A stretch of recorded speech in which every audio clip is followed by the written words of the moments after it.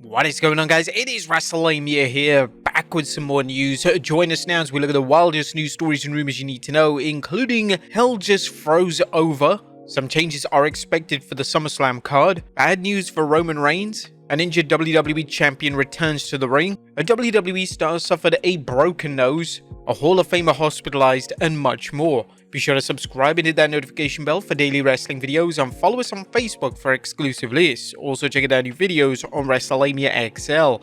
Now let's hit the intro and get straight into our first story.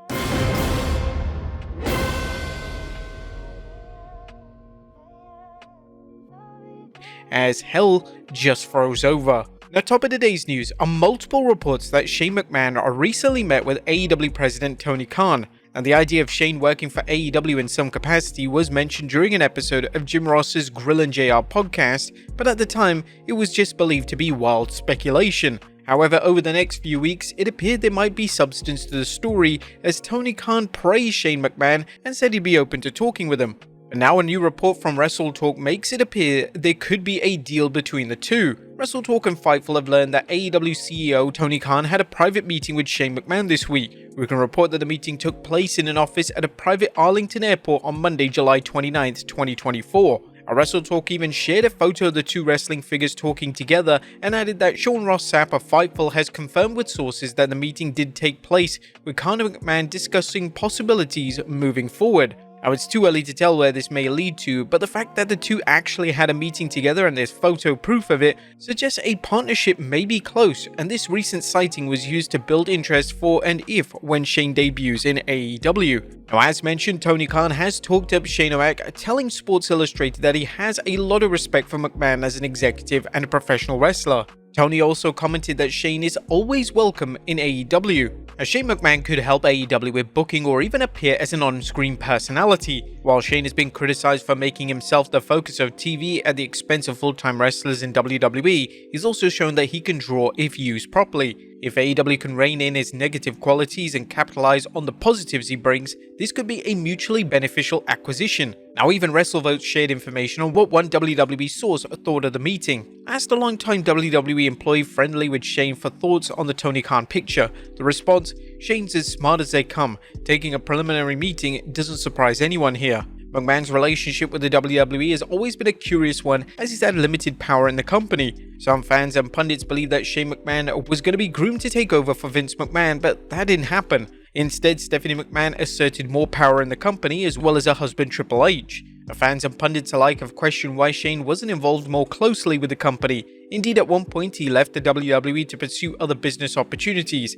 If Shane does go to work for AEW, it's sure to reopen the speculation about whether he was shut out from making major decisions, or whether he was just content in the backstage and onstage roles he had. What do you guys think? Is Shane McMahon all elite? Let us know in the comments down below. Next up, changes expected for the SummerSlam card. There's intriguing news concerning SummerSlam, as there's a new report that the WWE Universe could see changes to Saturday's PLE. Fightful Select is reporting one of its sources told it not to be surprised to see some additions or alterations to the SummerSlam card, as right now the show features 7 singles matches without any additional stipulations. Now, it's worth noting that this year's SummerSlam pre-show will be a staggering 3 hours, which opens the door for one or more pre-show matches. If not, let's hope the WWE has something special planned to fill in the time instead of hype videos and the usual talking heads.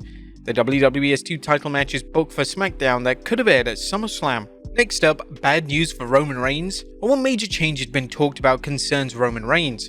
While many fans believe Roman will return to reassert control of the bloodline, or at least try to, Dave Meltzer recently commented that the WWE might opt to keep Reigns off television even longer. It's inevitable this happens, Reigns returning, and the timing feels right, but they could also easily save this for months down the line, as Reigns vs Sikoa feels like a WrestleMania match to go with Rhodes vs The Rock. Now, there are obvious concerns with the WWE holding off on a Roman vs Solo match until WrestleMania 41. Recall the WWE kept Jey and Jimmy Uso apart after Jimmy betrayed Jey at SummerSlam, making fans wait months until they had their one-on-one at that year's showcase of the Immortals. However, the WWE can have Roman and Solo battle each other through proxies, building to a War Games match at Survivor Series where Roman crosses paths with Solo but doesn't get that one-on-one match he wants until Mania. Now, we're confident that Roman will return at SummerSlam, but for more details on how things could play out, check out our Rumors video on SummerSlam. Next up, Goldberg Reveals Talks with AEW. Was Bill Goldberg going to work in AEW? While he has dismissed going there, now he recently spoke with Chris Van Fleet about the ideas that were discussed. He also made a surprising comparison between Tony Khan and Dixie Carter. He discussed whether he was ever close to coming in for AEW. No, I don't think I was ever close to making a deal with him. I think it was much more of a realistic transition when Sting was involved. That's why I reached out to Sting, because I wanted to be a part of it. I thought he and I could do a farewell thing at some point together, but it wasn't about me. It was about Sting, and I can never overshadow anything he does. But I don't want to conquer the waters. It would have been a nice crescendo, but it wasn't about me, so the timing was kind of off. Wrestling legends Ricky Steamboat and Ric Flair played minor roles in Sting's retirement match, and fans will undoubtedly wonder how AEW might have used Goldberg in the Stingers send-off. Goldberg said he can't really comment on AEW's product too much because I just think we have a different perspective on it. It's hard for me to really pass judgment on their production because I don't watch it. I see clips of it, and it's hard to give it a rational breakdown of how they are if I don't really watch it, so I don't really know. He reminds me of Dixie Carter, but a male version. I don't know if it's a good or bad thing, but he reminds me of that scenario, and it's just a different feeling. It's different. Now, this is quite a departure from comments Goldberg made during an interview with 93.7 The Ticket earlier this year. The product is too cheesy. The product is too cheesy. It doesn't deserve to have whatever. Now you're really gonna get me going. But if there was a comparable, viable option as a competitor that would allow me to still look myself in the mirror after I was a member of their roster, yeah, then it would be a consideration, but not a chance. What do you guys think of Goldberg's conflicting comments on AEW? Do you think he could have enhanced Sting's retirement match, or would he have overshadowed it? Let us know in the comments down below. Next up, a spoiler as an injured WWE main eventer returns to the ring. Now it's spoiler time concerning a long absent WWE main eventer who recently returned to the ring, so skip ahead if you don't want to be spoiled. Now the WWE Charlotte Flair is back in the ring and training for a return after suffering several injuries that required surgery. Flair suffered tears to her ACL, MCL and meniscus during a match against Asuka last December and subsequently underwent surgery. Since then she's been rehabbing and preparing for a comeback, and it appears a return could be imminent. Flair posted a video of herself training at the WWE Performance Center and shared a motivational message, an excerpt which follows: "We claw with our fingernails for that inch, because we know when we add up all those inches, that's going to make an effing difference between winning and losing, between living and dying." There's speculation that the Queen will return at SummerSlam, which will certainly shake things up in the women's division. Next up, a WWE star suffers a broken nose. That's very bad news for Katana Chance, as a current Raw superstar broke her nose during a 6-woman match on Raw. Chance, who held the WWE Women's Tag Team Championship with Kaden Carter, teamed with Kaden and Lyra Valkyria in a losing effort against Shayna Baszler, Zoe Stark, and Sonya Deville. Kaden Carter shared footage of Chance being treated backstage for what looks to be a broken nose. Carter praised her friend's toughness and called out Baszler and company for hurting her.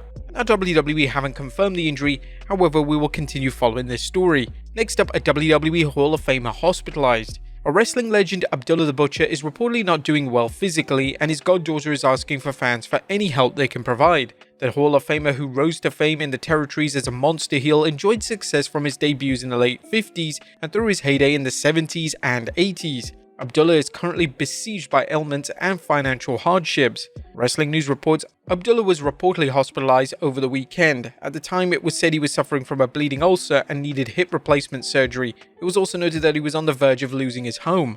A GoFundMe had been set up and currently has $5,152 of the $20,000 being sought after. What's even cool is that Chris Jericho actually donated $2,500 towards his medical bills. And we send our well wishes to Abdullah for a full recovery. And finally, Samantha Irvin stands by her man. And last but not least, WWE ring announcer Samantha Irvin is reminding critics that Ricochet is her man and she has eyes for no one else. Irvin was taken to task online by someone questioning where she wore a yeet foam hand and yeeted while giving Jey Uso his introduction on Raw. Irvin dismissed any idea that she has a wandering eye, posting a clip from the bunk where she gushed over Ricochet and how she prayed for a man like him. But there you have it, folks, the wildest news stories and rumors you need to know. Be sure to leave your comments down below, and I'll see you next time with some more wrestling content.